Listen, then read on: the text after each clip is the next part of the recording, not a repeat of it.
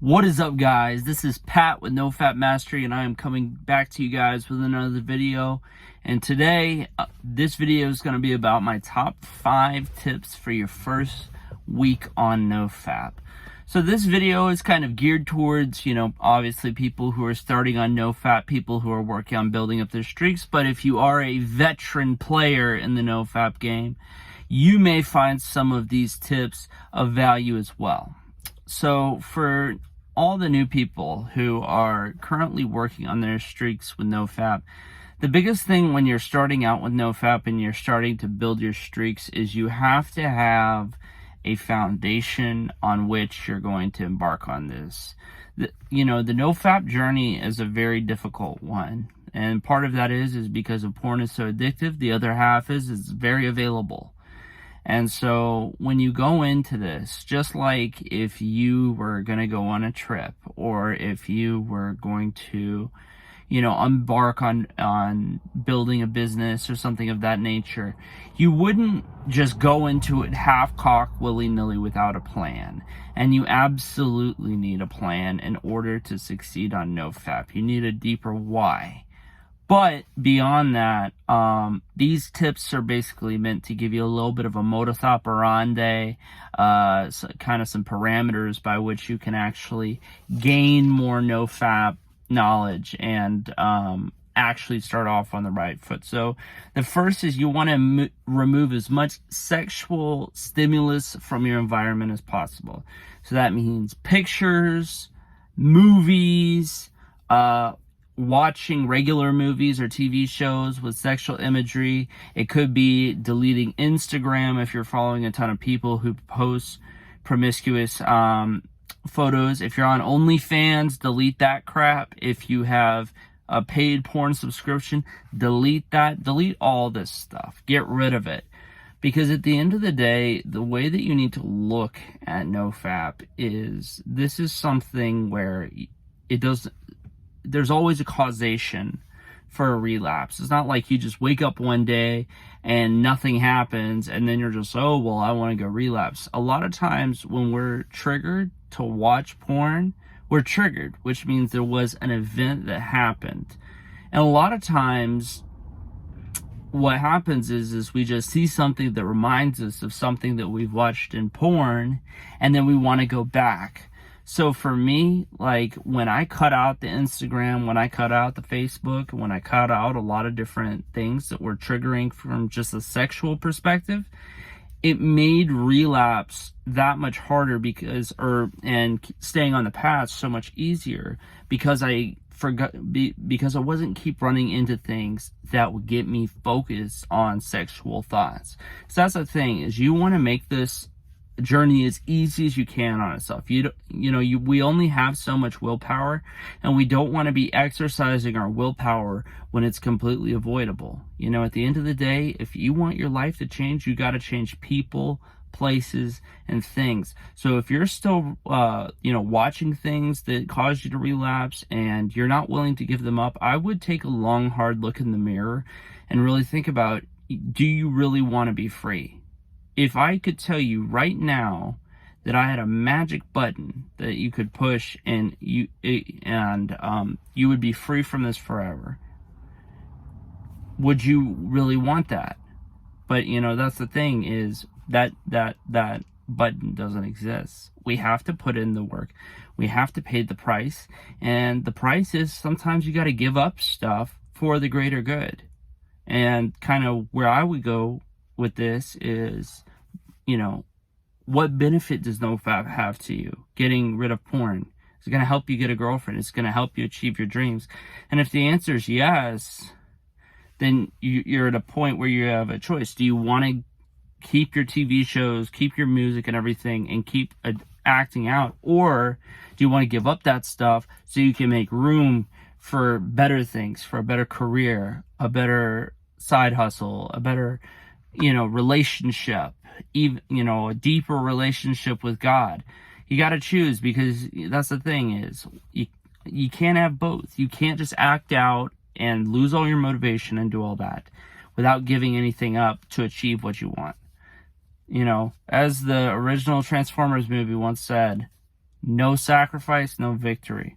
So number 2 is we need to understand that porn addiction is not about horniness. It is about mood regulation. Here's the thing, guys. They have done all kinds of studies on the effects that pornography has on the brain. And porn, it has the equal high of doing cocaine or fentanyl or meth or like some of these really hardcore drugs that most people, if you just gave them I don't know how you take fentanyl, but if they gave you fentanyl or if they put crack in front of you, most people aren't just going to be like, ah, screw it, I'll try it. You know, it's so addictive, you know, that you would recognize, hey, I'm not having anything to do with this. But it's mood regulation, because all the addicts, if you ever have been in a 12-step program, is that kind of what they talk about addiction is it's, it's you're trying to escape certain things in your reality. It could be past trauma. It could be things in your current reality. And that's the same way with porn. And it doesn't necessarily mean that you have a lot of trauma. It doesn't mean that you have past trauma. But it does mean that there are things in your life that you're running from. Challenges, things you don't want to face. And, you know, whenever you're upset, whenever you're happy, you know, a lot of times we go to porn because it makes us feel good.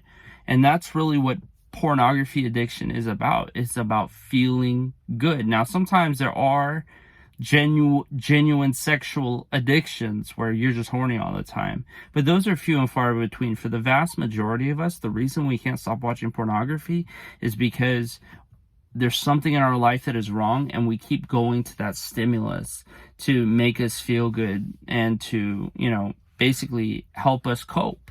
And so you need to realize that porn is a coping mechanism, and until you view it in that light and actually start addressing the things that are causing you to act out, you know, it's going to be, you know, you might be able to have some NoFap success, but if you want long-term success, you got to figure out what it is that you're trying to escape, that you want to numb out to. And that will help get you on the right path for sure. Third is you got to get in a community of people who are on the path, or who at least be encouraging to your path. You know, if you're hanging out with people who are fornicating, who are out watching porn, and who don't think it's wrong or anything like that, they're going to convince you to, you know, do it if you try and talk to them about what you're trying to do. So anyone who is not, you know, for you in this path, you know, limit your time with them as much as possible. Don't spend your time with people who aren't going to be beneficial to the achievement of your goals, especially in this area. And kind of some of the places where I would recommend to go is look for a 12-step group. You know, SAA, Sex Addicts Anonymous, is a phenomenal resource for people who are struggling with pornography addiction or other forms of sex addiction. And even though you may not think it's like super serious, just being around other people who are on the same path, more or less, that builds camaraderie, and also it makes it easier when you're doing life as a community. Another great place is to go to a church, join a Bible study, or even look on Meetup and see if you can find some red pill meetup groups or some NoFap meetup groups. You know, use the internet and start doing life with some people that can actually have your back and help you out in this walk. Don't just go at it alone, because as Greg Plitt has said, you know, you'll quit on yourself all the time, but it's a really sorry individual who will quit on somebody else. So get some brotherhood going. Get some friends that are going to help you with this journey, and not just be a detractor and mock you for even trying. Because that's the thing, if you have the wrong people in your life and you're telling them about your dreams and what you're trying to do, and all they do is mock you, are you ever going to really achieve your dreams if all you hear from people around you is how it's not going to happen? So make sure that you go out and that you actually get some camaraderie and help handle this thing. So number 4 is going to be, you know, hand in hand. Limit the time with the people who are holding you back. Here's the thing. If you're going to go run a marathon, very few people are going to put a 40-pound weight vest on and be like, oh, this is going to help me in this marathon. If you're trying to get number one and you have a 40-pound weight vest on you, there's no way. There's no way you're winning that marathon. Maybe you'll do okay, but you know, that's the thing, is that's how negative people are in your life.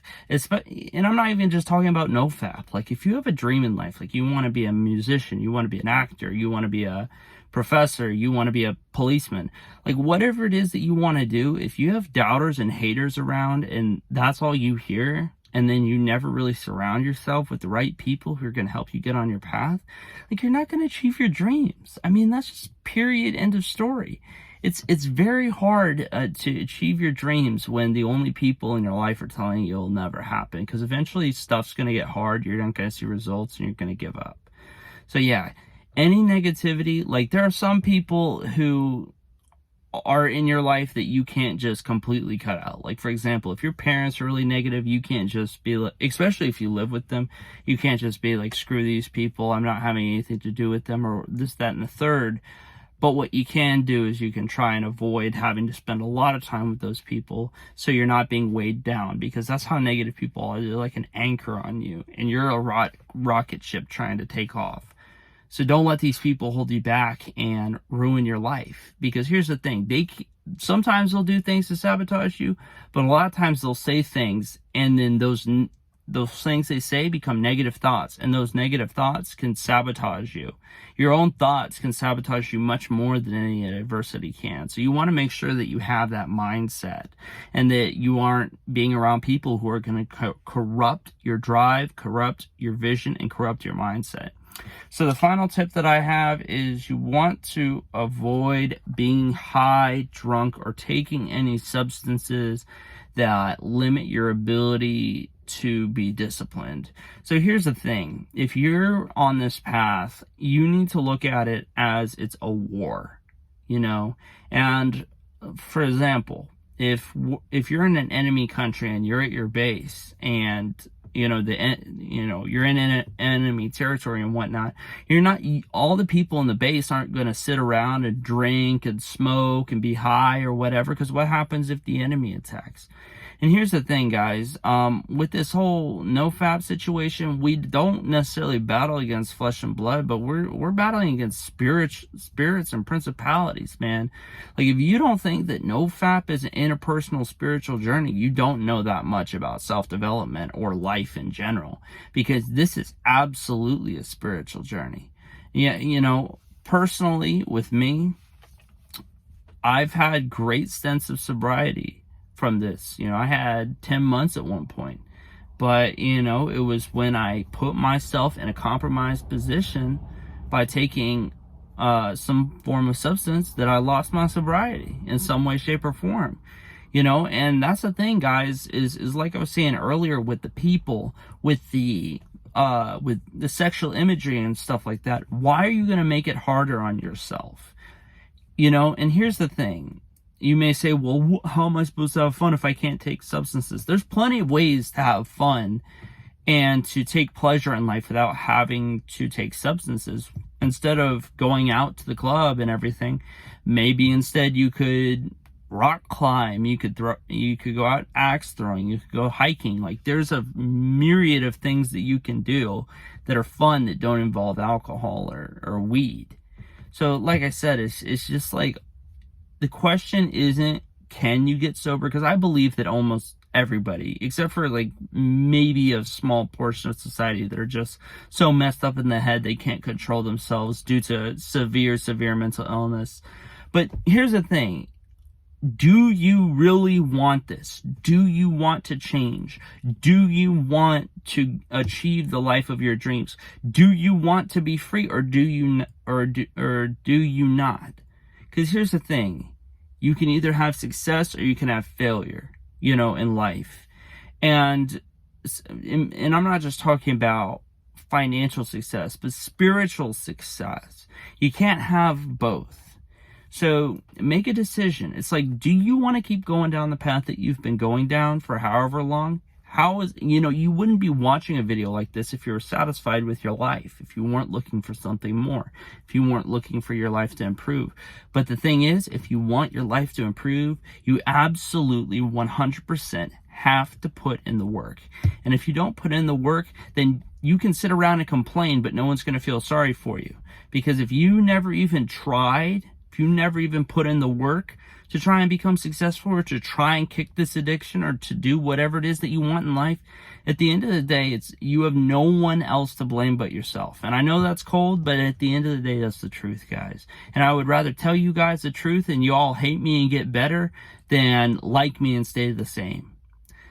Alright, so I'm going to end this video here, guys. I appreciate each and every one of you watching. If you could like, comment, subscribe, turn on the bell notifications, because I'm going to be having more videos coming to you very soon. And I'll catch you guys in the next one. Peace.